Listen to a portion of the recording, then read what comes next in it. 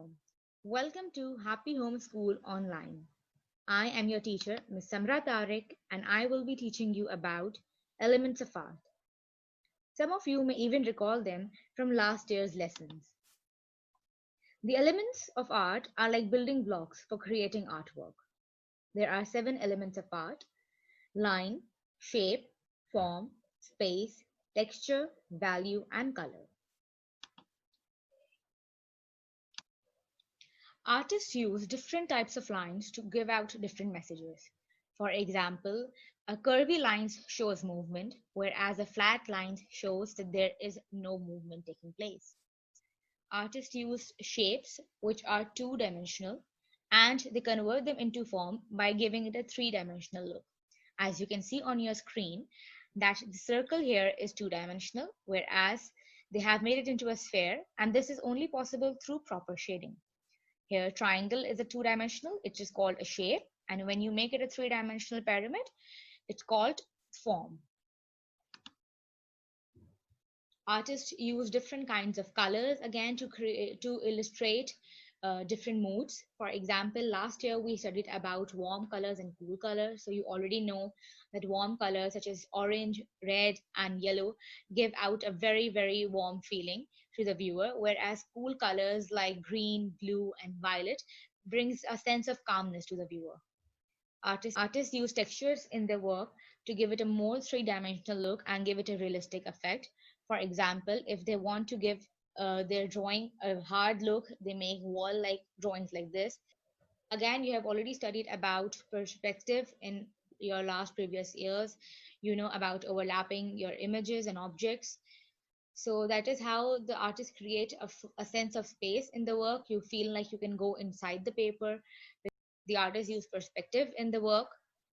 You can see there are some things written here like you have to draw big, you have to cover the whole page, you have to fill the whole page, you have to extend lines of the page. Always avoid drawing small tiny things. Always draw your figures or your objects zoomed up and up close, and overlap your images, please.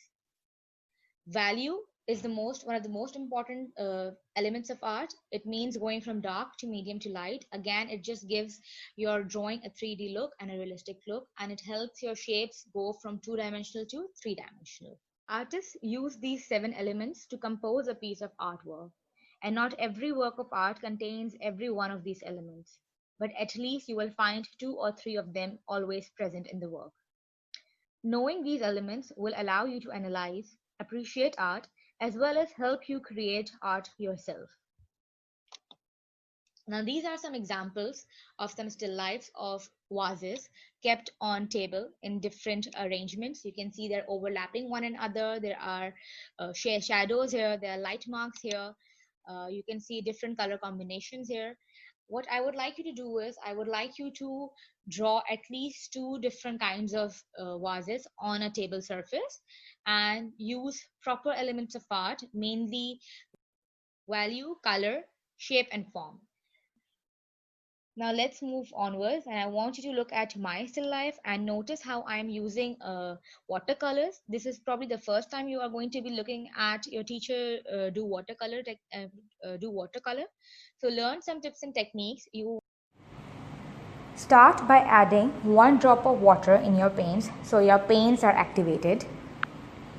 Then use an appropriate size brush to paint. Don't make the mistake of using a thin brush to paint on a bigger area. Don't apply thick quantity of paint. As the name implies, it is watercolors, hence you need to keep the balance between your paints and your water ratio. Don't make your work too watery as well, as most of the times your sketchbooks are not designed to be used as for watercolors, so they might get crumbly and they may tear apart. Keep a rough cloth with you at all times to wipe away excess of water in your brush, or if some water drops on your page, you can quickly dry that off as well. Blend your paints using water and make sure you are not painting it in the manner as in which you paint using poster colors. Create new shades using watercolor.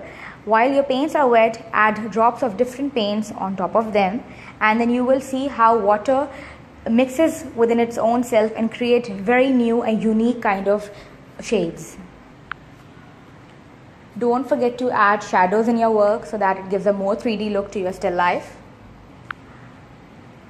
And the most important thing, please use only round brushes to do your watercolors.